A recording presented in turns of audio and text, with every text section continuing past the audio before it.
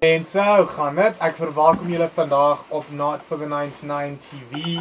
My naam is Angelo Liviani en ek wil vandag graag gesels oor die kruis en wat dit beteken. En ek wil net weer teruggaan na die feit dat Jesus Christus die woord van God is. Kom ons establish dit in die begin. En ek wil hier jy moet verstaan, die effek, ek gaan dit nou van vandag af die Jesus effek noem. So die Jesus effek beteken alles wat Jesus Christus raak, verander na goud. Ek wil nie 'n lang video maak, maar ek wil net vir julle verduidelik wat die kruis beteken. Vandag se video is alles oor die kruis. Die kruis is wat gebruik word om 'n mens te humiliate, af te kraak, af te breek, net verneder en verpletter vir alle mense. Dis die kruis. Die kruis was 'n simbool van dood. Dit was 'n simbool van geen hoop nie. Ek wil hê ons moet saam hierdie verstaan, hè.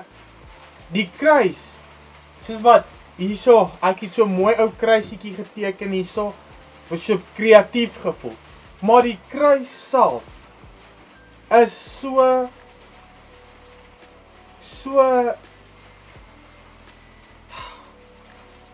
dit was 'n humiliation ding. Ek wil net hê jy moet verstaan dat die kruis was dit was net humiliating. Ek kan nie meer verduidelik hoe vernederend en verkleinerend dit is om op die kruis te wees.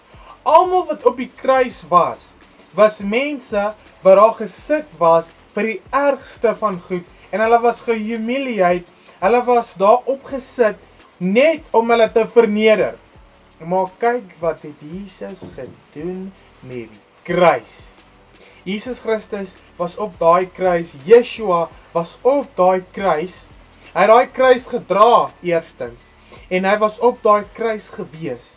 En hy het die kruis verander na 'n simbool van hoop en 'n beter toekoms, na 'n simbool van lewe. Hy het die kruis verander van 'n simbool van vernederend en verkleinerend na 'n simbool van hoop, 'n simbool van shame na 'n simbool van 'n redemption. Wat meer kan Jesus Christus in jou lewe doen wat hy nie op die kruis gedoen het, wat hy nie aan die kruis gedoen het nie? Net 'n stuk hout wat hy opgeklim het, waarop hy gesterwe het, wat hy gedra het, het hy verander na 'n simbool van hoop. Mense dra dit om hulle nek, tatoe dit op hulle. 'n mens weet wanneer daar moeilikheid kom, wanneer hulle gefeis is met spirituele battles. Hulle weet dat die kruis die een simbool is wat hulle moet hê.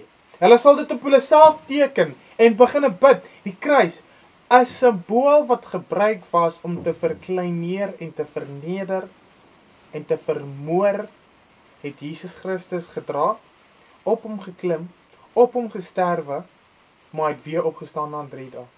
Hoe meer vir jou?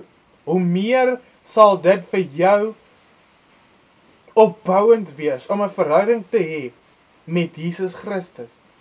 Wanneer jy 'n verhouding het met Jesus Christus, dit beteken jy het 'n verhouding met die woord van God. As ek iets ken van Jesus Christus, ken ek iets van God Yahweh, ek ken iets van Jehovah.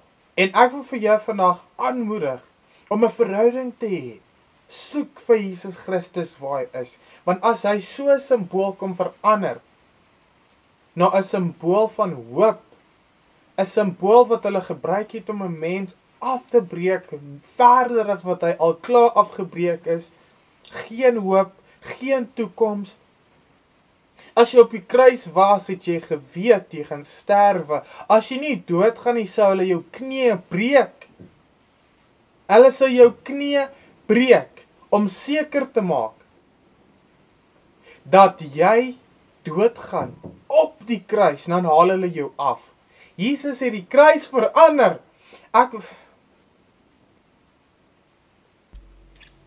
Jesus Christus is so magtig, dat hy die simbool van dood, die simbool van geen toekoms, sal verander na simbool van lewe en toekoms. Nou sê vir my, sal hy nie dit vir jou doen in jou lewe nie? Sal hy nie beter doen nie? Dis net 'n vraag wat ek het vandag. Ek gaan nie baie langer wees hierop nie, maar ek wil net hierdie boodskap deel met julle en vir julle herinner wie Jesus Christus is en dat hy vir julle so lief het. Dat God vir julle so lief het, dat hy sy woord op die kruis sal sit. Die Jesus effect is magtig.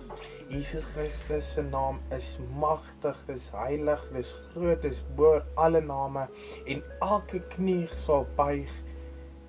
Elke knie sal aanroep en confess dat God, dat Jesus die ware seun van God is.